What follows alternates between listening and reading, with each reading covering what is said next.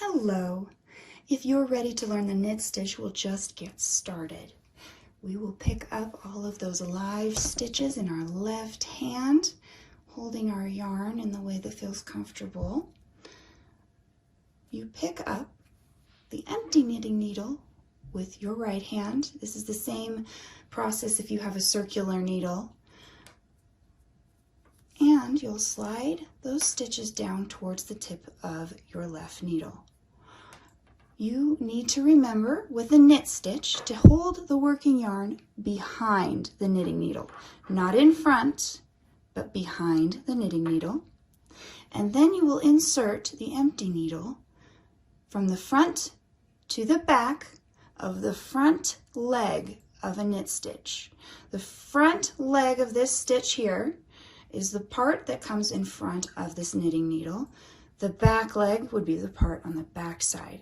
So you insert for a knit stitch from front to back, and then grab that working yarn with your right needle, looping it on and pulling it through the stitch on the left needle. You will then slip that stitch from the left needle off, allowing it to go onto that right needle. That is your very first knit stitch. Let me show you that again one more time. So again, from the front to the back of the front leg, grab the working yarn, pulling it through, making a loop onto the right needle, slip it off the left and onto the right needle. I'll work knit stitches all the way down this row so that you can watch. If you want a little closer look,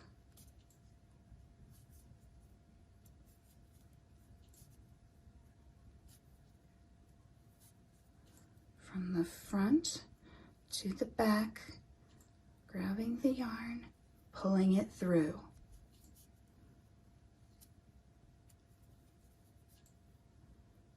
Make sure you don't allow the loops to slip off the left needle before you have worked into them, especially as you come to the end of a row. They do tend to get a little bit slippery and they can fall off, so just take care to hold them in place with your left hand.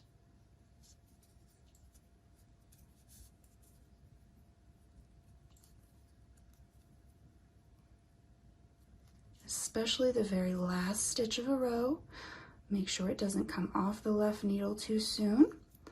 Work into it from the front to the back, pulling it through and sliding it off that left needle. Once you've completed an entire row, as you can see, the left needle is free and the right needle is full of your live stitches. You'll be able to turn that once more and begin working on your next row when you're ready to start up again. I hope you found that helpful, and I hope that you have a wonderful day.